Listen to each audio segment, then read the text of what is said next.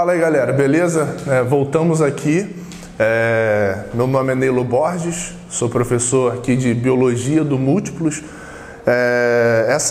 A gente dá continuidade, à nossa aula de especiação, essa segunda parte. A gente trabalhou, na aula passada, os conceitos de formação de novas espécies, e nessa aula a gente vai falar sobre dois outros processos, interessantíssimos, muito cobrado, no Enem, essas terminologias, tá? Que é irradiação adaptativa e convergência adaptativa. O que isso tem a ver? Tá? Como que essas características, o que elas têm em comum, esses conceitos? O que significam isso? Tá? Qual a importância de eu saber isso, para a questão da especiação, da formação de novas espécies? Bom, começo a aula dizendo o seguinte: vamos definir o conceito de irradiação adaptativa. Surgimento de espécies, que a gente trabalhou, formação, de espécies novas, especiação, em diferentes ambientes a partir de um ancestral em comum.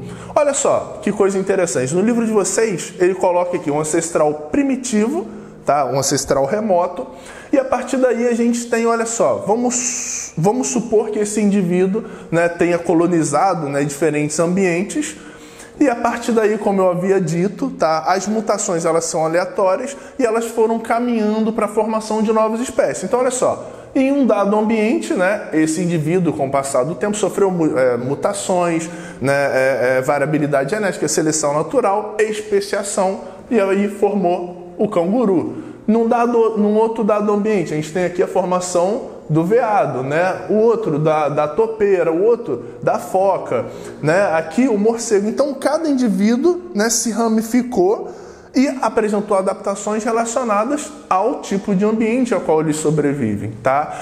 Bom, aí a gente vê, população ancestral ocupa diferentes ambientes, Então, olha só, a gente tem um indivíduo e a população toda gerada, toda a descendência em diferentes ambientes, com o passar do tempo sofreram mutações e a partir daí forma espécies distintas, tá? Essas espécies, olha só, elas têm aspectos diferentes, adaptadas com características totalmente específicas, contudo elas conservam semelhanças internas. Essas semelhanças internas são chamadas de homologias, tá? São estruturas ditas homólogas. É o que eu falo aqui, nesse slide.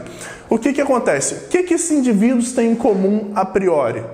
A priori na questão das suas características, Se a gente for ver aqui, nenhuma, tá? Mas eles apresentam estruturas internas em comum. É o que a gente consegue observar aqui, Por quê? Eles apresentam o mesmo ancestral em comum. O que o braço do homem, a pata dianteira do cavalo, as asas do morcego e aqui a nadadeira da baleia têm em comum na questão da funcionalidade? Nenhuma, Eles não têm semelhança em questão da funcionalidade. A mão, o braço do homem é utilizado de uma forma livre para pegar algum objeto, A pata do cavalo é utilizada para locomoção, a asa do morcego, voo, a nadadeira da baleia é utilizada para nado, Então, o que essas estruturas têm em comum funcionalmente? Absolutamente nenhuma, mas elas apresentam, olha só, úmero, rádio, falanges adaptadas. Então, funcionalmente, elas não apresentam nenhuma característica em comum, mas apresentam estruturas internas chamadas de homologia. Então, olha só, estruturas que originam-se da mesma região do embrião, logo apresentam a mesma origem embrionária. O que eu quero que vocês relacionem? Sempre, quando vocês forem lembrar do conceito de irradiação adaptativa, os indivíduos colonizaram diferentes ambientes, de acordo com a necessidade do ambiente, eles desenvolveram características distintas, tá? É o que ocorre aqui. Contudo, esses indivíduos eles ainda apresentam homologias, estruturas homólogas, estruturas que têm a mesma origem embrionária ou embriológica. Então, sempre relacionem irradiação adaptativa com homologias ou estruturas homólogas. Tem outro conceito muito interessante, que é o de convergência adaptativa. E eu explico para vocês, olha só. São diferentes seres vivos, diferentes seres vivem no mesmo ambiente, o ambiente impõe a pressão sobre esses indivíduos, apresentam semelhanças externas chamadas de analogias, que a gente chama de estruturas análogas. O que a gente vai entender disso aqui? O que a asa do morcego tem em comum com a asa da borboleta? na questão da morfologia? Absolutamente nenhuma. Mas na questão da funcionalidade, eles utilizam para o voo. Tá? Então, são estruturas ditas homólogas? Não. São estruturas ditas análogas. Resultado de quê? Da convergência adaptativa.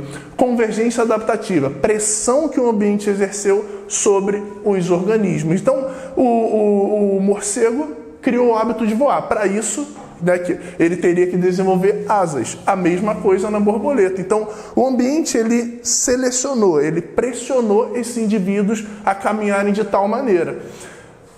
Eles apresentam alguma semelhança em comum na questão da interna, morfologia? Não, mas eles têm a mesma funcionalidade. Então, são ditas estruturas análogas. O processo de convergência adaptativa sempre está relacionado com a analogia. Já o processo de irradiação adaptativa sempre está relacionado com homologia. E aqui a gente consegue exemplificar melhor a questão da analogia. Olha só, estruturas diferentes internamente, semelhantes externamente, em alguns casos, tá? Delgadas e grandes superfícies, né? Tem a mesma função no voo. A gente está aqui, no caso, comparando a asa do morcego com a asa da borboleta, tá? Com semelhanças externas, né? Visualmente tem algumas semelhanças externas, contudo, se a gente for levar em consideração a relação filogenética, eles não têm nenhum ancestral remoto em comum. Tá? O fato deles apresentarem asas não está relacionado com a ancestralidade deles, está relacionado com a pressão do ambiente exercida sobre esses diferentes organismos. Tá? Então, sempre gravem irradiação adaptativa com a questão da homologia e convergência adaptativa com a questão da analogia.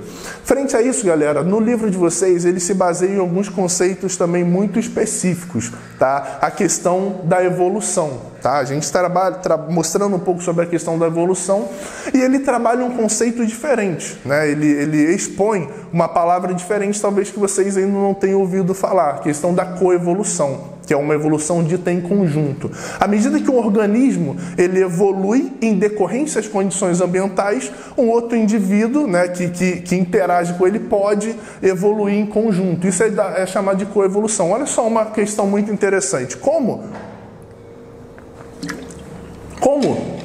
que o beija-flor ele tem uma especificidade tão grande para capturar o néctar da flor, né? Então, por que ele apresenta o bico longo, exatamente adaptado para penetrar, né, na flor ali e capturar o seu néctar, né? A priori, o beija-flor ele teria um bico pequeno, tá? E à medida que a flor foi aumentando o seu cálice, né, a partir daí ele teria, né, aumentado também, né, por mecanismo, né, de mutação e decorrência de tempo, ele teria aumentado. Estou conjecturando aqui. E a partir daí a flor teria aumentado um pouco mais, e ele um pouco mais. Ou seja, à medida que o organismo evoluiu, aumentou, né, desenvolveu suas características, o outro também teria aumentado. Então, à medida que um evolui, o outro evolui, e a partir daí a gente tem o princípio chamado de coevolução, que diz o seguinte: evolução simultânea de adaptações ao longo de várias gerações. Tá? Aqui eu tenho outro exemplo bem típico aqui,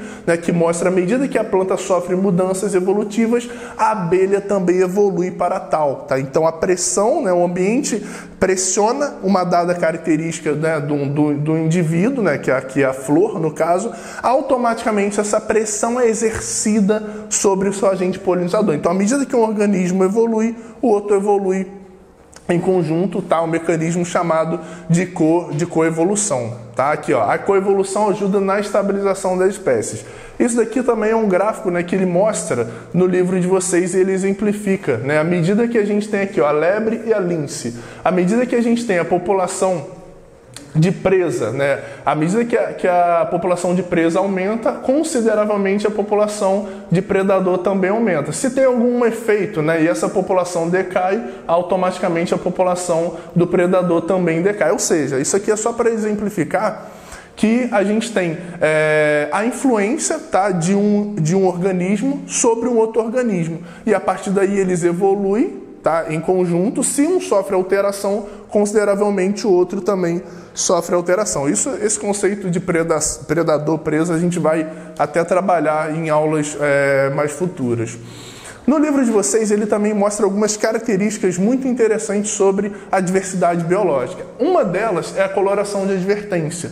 Tá? A gente observa que a maioria dos indivíduos eles caminham para não serem observados no ambiente. Tá? E se esse organismo ele tem a característica de querer se mostrar, significa que ele pode oferecer algum perigo, né? Então, se você tem lá, né, algum anfíbio, né, ou algum réptil aqui no caso um fungo também, né, e você tem a aparência, né, fácil, né, e você consegue perceber ele de uma forma mais rápida, né, e uma forma mais protuberante, significa que ele está avisando que ele oferece algum risco, tá? Então, a partir daí a gente chama isso de coloração de advertência. Alguns indivíduos eles caminham para o lado de tentar passar o que eles não são, tá? É a questão do mimetismo. O organismo possui características que os confundem com um indivíduo de outra espécie. Aqui no caso, olha só, a borboleta, ela tem essa característica aqui que a confunde com a coruja, né? O olho da coruja. A partir daí, o indivíduo olha, poxa, esse camarada aqui é perigoso, então eu não vou chegar perto, é grande, tá? Aqui, ó, a cobra coral verdadeira e a falsa. É muito difícil a gente identificar visualmente qual é verdadeira e qual é falsa, tá? Essa daqui não tem veneno, essa daqui o veneno dela mata. Mas o que acontece? A gente não consegue identificar visualmente qual que é qual, tá? Mas ela está mostrando, ela está tentando se passar por esse organismo aqui, né, no qual ela não oferece na questão do veneno, né? E aqui, por último, a gente tem a camuflagem, né? São indivíduos que eles não querem ser visualizados de uma forma rápida. E a partir daí eles não querem chamar atenção, são semelhantes ao ambiente em cor e aspecto, e a partir daí eles se dispõem disso, né, para predar, para se esconder, para não serem predados também. Então, nessa aula a gente aprendeu esses 3 conceitos, né, de interações ambientais, tá?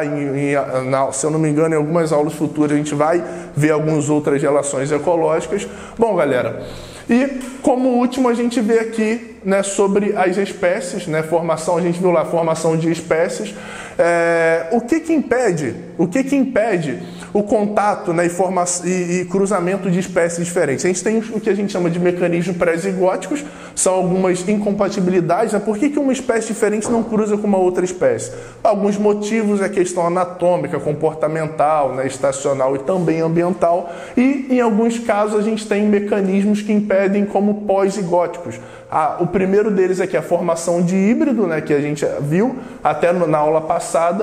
Um indivíduo estéreo, né? Quando uma espécie diferente cruza com outra espécie, gera um indivíduo estéreo, e se formar algum outro indivíduo, né?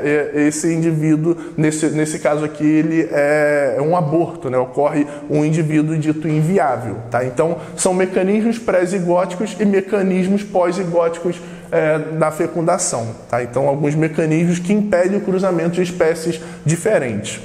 Bom, galera, a gente termina essa aula, tá? Eu vou deixar para vocês aí os exercícios das páginas 770, 772 e 773. Qualquer dúvida que vocês tiverem, tá? Eu vou estar lá no grupo e vocês podem mandar lá, eu vou estar lá disponível, tá, em casa, respondendo vocês, tá bom? Foi um prazer estar com vocês, outras aulas virão. Grande abraço a todos aí. Valeu, gente!